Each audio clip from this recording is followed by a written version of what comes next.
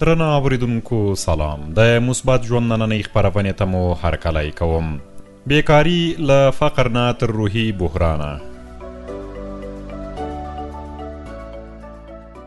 بیکاري یوازې دا نه ده چې یو انسان کار ونه لري، بلکې دا هغه حالت دی چې انسان پکې ورو ورو له خپل ارزښت، باور او هیلو بې برخې کیږي. هغه څوک چې هره ورځ د کار په نیت له کوره وځي او د ماښام بیا تش لاس کور ته ستنېږي، د هغه درد یوازې د اقتصادي کمزورۍ درد نه دی، بلکې د کم ګڼلو، بېوسۍ او چوپې ماتې درد هم ورسره مل دی. دا ډول انسان نه یوازې له مالي ستونزو سره مخ وي، بلکې د ځان په اړه فکر هم بدلیږي. هغه ځان د ټولنې پر اوږو بار ګڼي، حال دا چې په اصل کې قرباني وي. بیکاري انسان له فقر سره مخ کوي، خو فقر یوازې د پیسو نشتوالی نه دی. فقر د ټاکنو محدودیت دی، د فرصتونو بندېدل دی او د عزت کمیدل دی.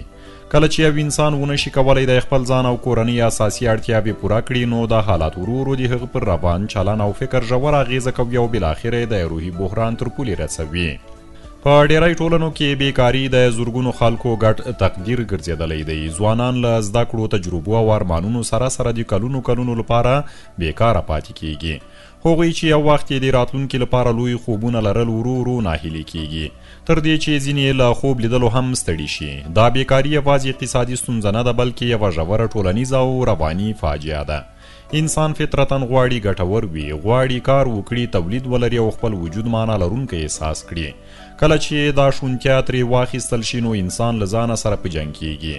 د زه ولې بیکاره یم پوښتنه یې ذهن اشغالوي، بیا دا پوښتنه په زه څه ارزښت لرم بدلیږي، او همدا فکر د روحي کمزورۍ پیل وي. که دا حالت اوږد شي، نو انسان له ځانه سره دایمي نارضایتي پیدا کوي. تجربې ښیي چې بیکاري د کورنیو پر جوړښت هم ژوره اغیزه لري. هغه پلار چې د خپلو ماشومانو اړتیاوې نشي پوره کولی، یا هغه میړه چې د کور اقتصادي بار پرېوتی وي خو توان یې نه لري، له سخت ذهني فشار سره مخ کیږي. دا فشار ډیر وخت په غوسه، چوپتیا، ناامیدۍ او حتی کورني تاوتریخوالي بدلیږي. په داسې حالاتو کې ښځې او ماشومان تر ټولو ډیر زیان ویني. دا نه چې هغوی ملامت دي، بلکې له دې امله چې اقتصادي بېثباتي د احساساتي توازن ملا ماتوي.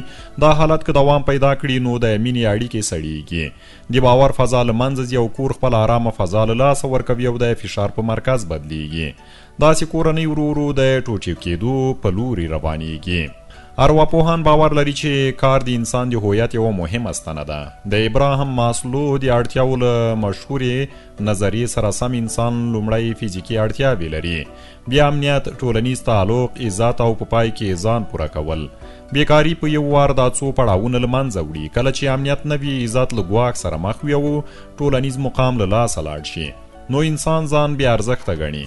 دا احساس ورو ورو په خفګان، اضطراب، بېخوبۍ او ذهني ستړیا بدلیږي. ډیر کسان چې له اوږد مهاله بیکارۍ سره مخ وي، د ژوند معنا تر پوښتنې لاندې راولي، او دا تر ټولو خطرناک پړاو دی، ځکه چې انسان پکې د ځان او ژوند پر وړاندې بې پروا کیږي. په ټولنه کې بیکاري یو چوپ درد دی. ډیر خلک د شرم، ویرې او ټولنیز فشار له امله خپله بیکاري نه یادوي. هغوی هڅه کوي ځان بوخت وښیي یا له خلکو ځان پټ کړي، څو د پوښتنو، قضاوت او ملنډو مخه ونیسي. دا چوپتیا ستونزه لا ژوره کوي، ځکه چې نه پرې خبرې کیږي او نه ورته د حل لاره لټول کیږي. ځینې کسان په همدې حالت کې په نشهیي توکو، ناسمې لارې یا جرمونو مخه کوي.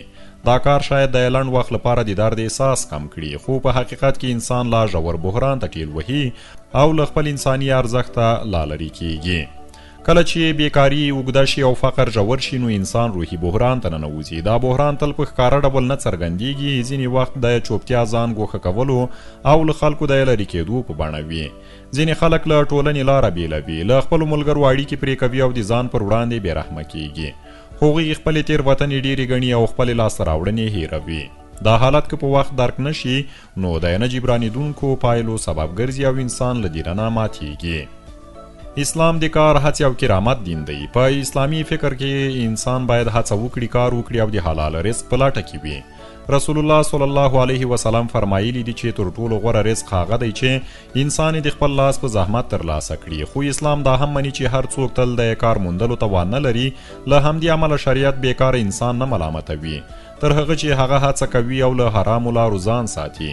قرآن کریم انسان ته دا درس ورکوي چې د هغه اجر د هڅې پورې تړلی دی، نه یوازې د پایلې پورې. همدا مفهوم انسان ته تسلی ورکوي چې ناکامي تل د ګناه یا سستۍ نښه نه ده، بلکې ډیر وخت د صبر او زغم ازموینه هم وي. اسلامي ټولنیز نظام د بیکاری او فقر پر وړاندې ګډ مسؤلیت مطرح کوي. زکات، صدقه، خیرات او د بیت المال مفهوم یوازې فردي عبادت نه دی بلکې یو ټولنیز ضمانت دی. که په ټولنه کې بیکار انسان یوازې پرېښودل شي نو دا د ټولنې ناکامي ده. اسلام غواړي چې پیاوړي د کمزوري لاس ونیسي، فرصتونه برابر شي او انسان ته د بیرته د ریدو امکان ورکړل شي څو هغه یو ځل بیا د عزت احساس وکړي. د بیکاری حل یوازې په خبرو، شعارونو او ژمنو نه کیږي، عملی ګامونه غواړي.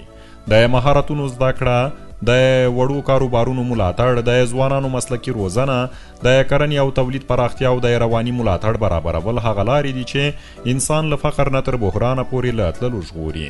تر ټولو مهمه خبره دا ده چې بیکاره انسان ته باید د بې ارزښته انسان په سترګه ونه کتل شي بلکې د داسې انسان په توګه وپېژندل شي چې فرصت، باور او ملاتړ ته اړتیا لري. همداراز ویلی شو چې بیکاری یوازې اقتصادي ستونزه نه ده، دا د انسان د روح، فکر او ایمان ازموینه ده.